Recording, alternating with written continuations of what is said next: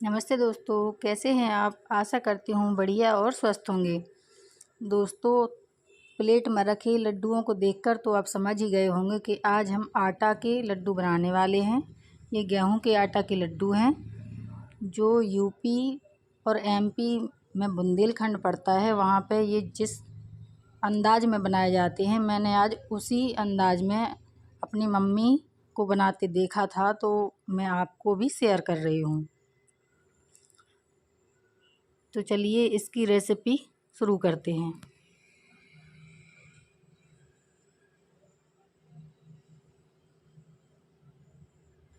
सबसे पहले हम कढ़ाई में एक बड़ा चम्मच घी लेते हैं। दोस्तों, ये मैंने शुद्ध देसी घी लिया है क्योंकि हम लड्डुओं में देसी घी का ही इस्तेमाल करने वाले हैं, इसलिए हम एक चम्मच घी लेते हैं। लड्डुओं में ड्राई फ्रूट्स के अलावा गोंद का भी इस्तेमाल किया जाता है। तो मैं सबसे पहले घी के अच्छी तरह से तेज़ गर्म हो जाने के बाद गोंद को फ्राई करने के लिए डालूंगी।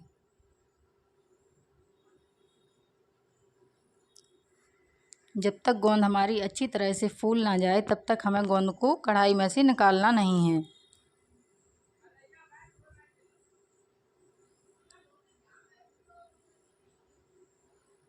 गोंद अच्छी तरह से फ्राई हो जाए, दोनों तरफ से अच्छी सी फूल जाए, तो हम इसको प्लेट में बाहर निकाल लेंगे।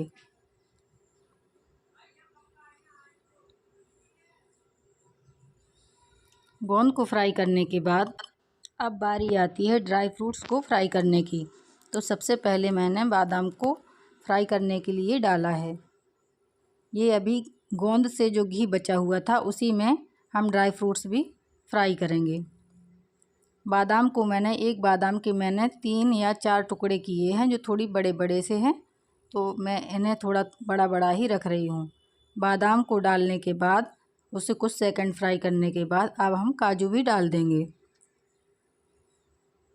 और दोनों चीज़ों को हमें अच्छी तरह से ब्राउन होने तक, हल्का ब्राउन होने तक भूनना है।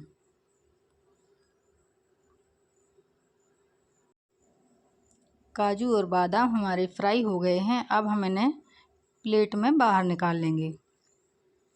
अभी भी हमारा घी बचा हुआ है, तो अब हम इसमें दूसरे ड्राई फ्रूट्स भी फ्राई कर लेंगे।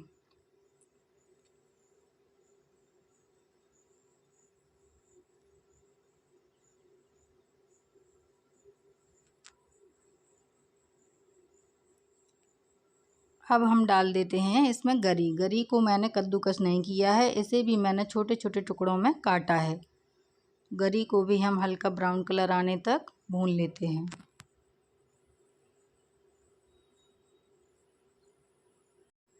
गरी के फ्राई होने के बाद जितना भी घी बचा हुआ था उतने घी में हम मखाने डाल देते हैं। हमें अभी एक्स्ट्रा घी नहीं लेना है।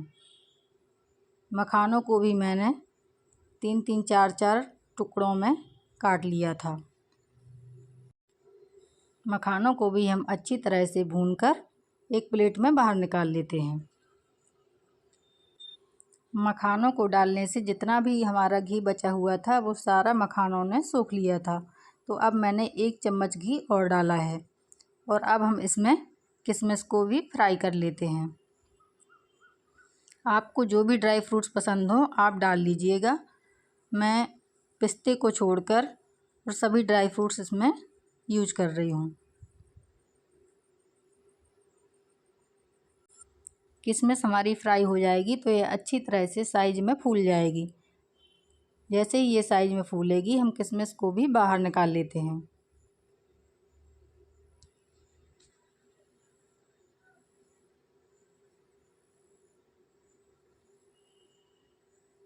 अभी भी कढ़ाई में थोड़ा सा घी है।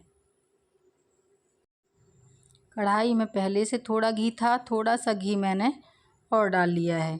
अब हम गेहूं के आटे को भूनेंगे।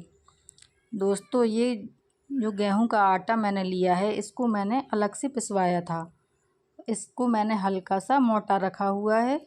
जैसे कि अपन रोटी खाते हैं वो हल्का सा महीन होता है, ये आटा थोड़ा सा मोटा है। इसके लड्डू खाने में बहुत अच्छे लगते हैं, इसलिए मैंने इसे हल्का सा मोटा ही पिसवा लिया था। आपके पास महीन आटा है तो भी कोई बात नहीं, उसके भी लड्डू अच्छे ही बनते हैं। अब हम आटे को भी अच्छी तरह से ब्राउन कलर आने तक बिल्कुल धीमी आंच पर भूनते हैं। हमें बिल्कुल लो फ्लेम पर इसलिए भूनना है, नहीं तो तेज़ फ्लेम पर आटा जल्दी से जल जाएगा और यह भुनेगा भी नहीं। तो हमें लो फ्लेम पर ही आटे को अच्छी तरह से भूनना है। आटे ने भुनते हुए थोड़ा सा रंग बदल लिया है, लेकिन अभी बहुत ज़्यादा आटा अच्छी तरह से नहीं भुना है, तो अभी हम इसको और भूनेंगे। मैंने आधी चम्मच के करीब घी और लिया है, क्योंकि ये लड्डू आटे के हैं तो आटे के लड्डू हमेशा घी में ही बनते हैं, इसलिए थोड़ा सा घी इसमें ज़्यादा ही लगता है। आटे को भूनते हुए हमें लगभग 15 से 16 मिनट लग जाएंगे।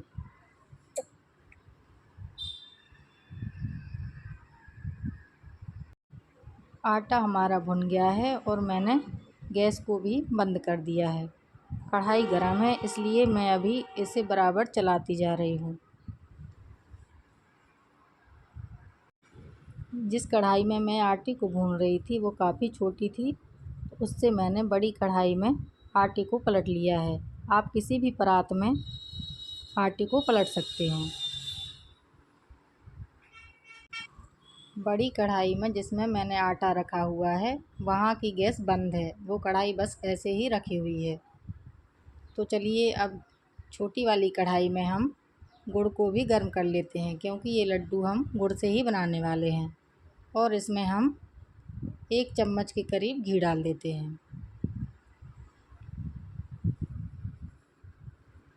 हमें गुड़ को बस पिघलाना है, हमें कोई चाशनी वगैरह नहीं बनानी। जब तक गुड़ मेल्ट नहीं होता तब तक हम इसे चलाते रहते हैं।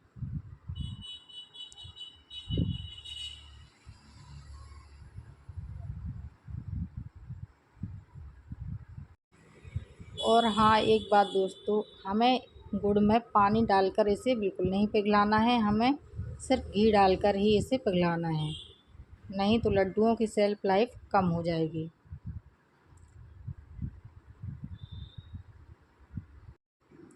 आटे के ये घी में बने हुए लड्डू हम महीने भर भी स्टोर करके खा सकते हैं। हमें इसे फ्रिज वगैरह में रखने की भी ज़रूरत नहीं होती है।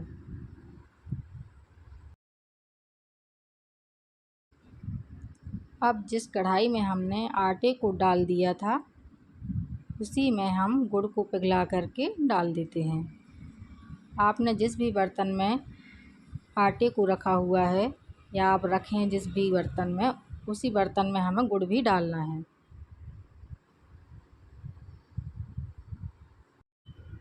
गुड़ को हमने डाल दिया है पिघला करके। अब जो गोंद जिसको हमने फ्राई किया हुआ था उसको मैं दूसरी कढ़ाई में डाल करके, गैस वो बंद है, बस ऐसे ही डाल करके चम्मच के पीछे के हिस्से से उसको फोड़ रही हूँ। आप चाहें तो मिक्सी में भी चला सकते हैं, लेकिन हमें इसका बिल्कुल पाउडर नहीं बनाना है, हल्का हल्का दरदरा ही रखना है, इसलिए मैंने चम्मच के पिछले हिस्से से इसको दबा दबा करके फोड़ लिया है। बहुत आसानी से ये फूट भी जाती है। तो गोंद को भी हम आटे वाले बर्तन में डाल देते हैं।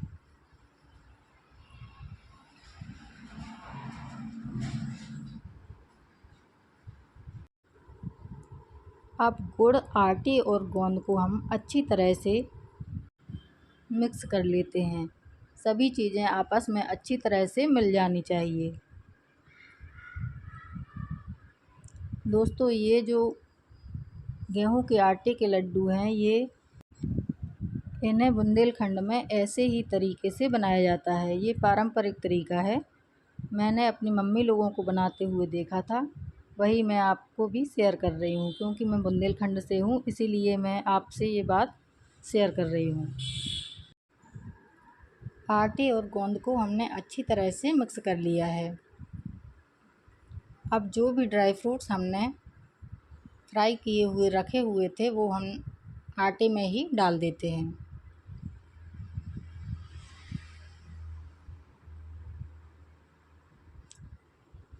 मैं छूकर देख रही हूँ कि आटा अभी कितना गर्म है। मैं कढ़ाई को गैस पर बस ऐसे ही रखे हुए हूँ। आप ये मत सोचिएगा कि गैस जल रही होगी, गैस बंद है। मैं सिर्फ उसको मिलाने के लिए कढ़ाई में गैस के ऊपर रखे हूँ, क्योंकि स्लिप पर मेरी जगह नहीं थी। तो हम सारे ड्राई फ्रूट्स कढ़ाई में ही डाल देते हैं और इन्हें भी हमें अच्छी तरह से आटे में मिक्स करना है।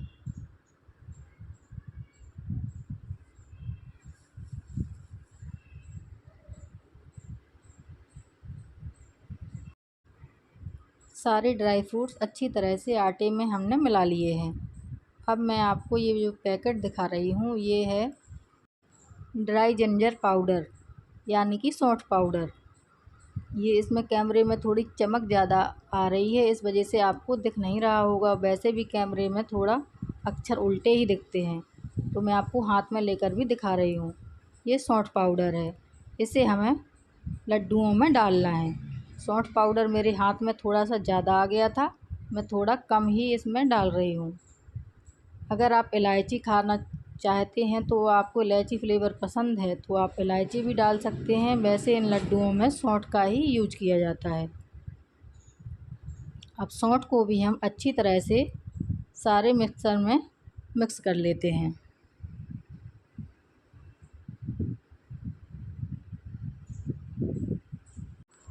लड्डुओं का मिश्रण हमारा तैयार हो गया है।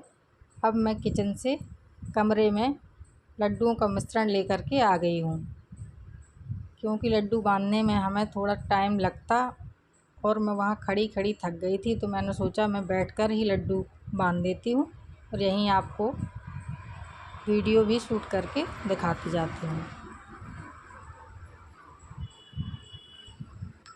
अभी भी हमारा मिश्रण काफ़ी गर्म था, इसलिए मैं चला चला करके इसे ठंडा करने की कोशिश कर रही हूँ।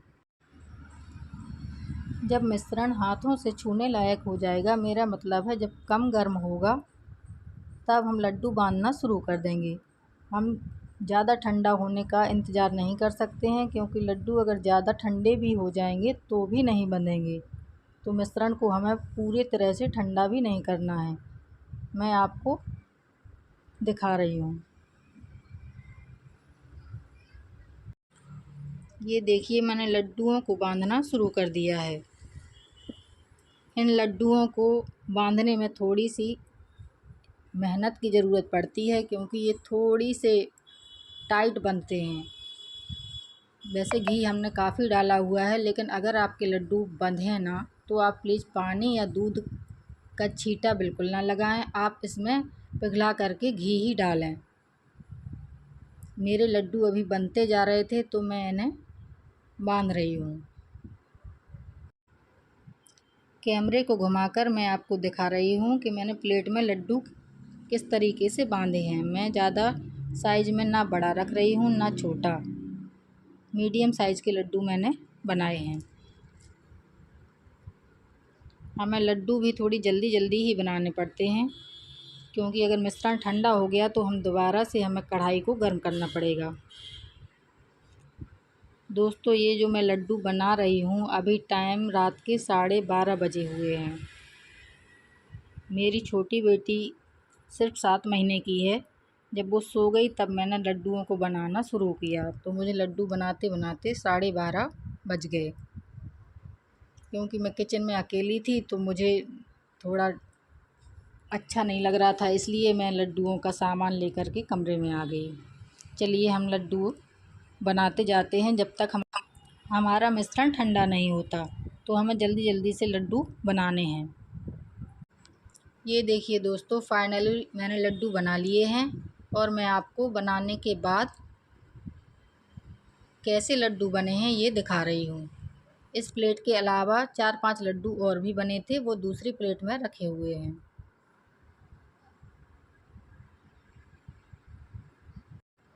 लड्डू हमारे फाइनली बंध गए थे, इसलिए मैं बहुत खुश हो रही थी कि कम से कम लड्डू रात के 12:30 भी बजे हैं तो क्या हुआ, बन तो गए।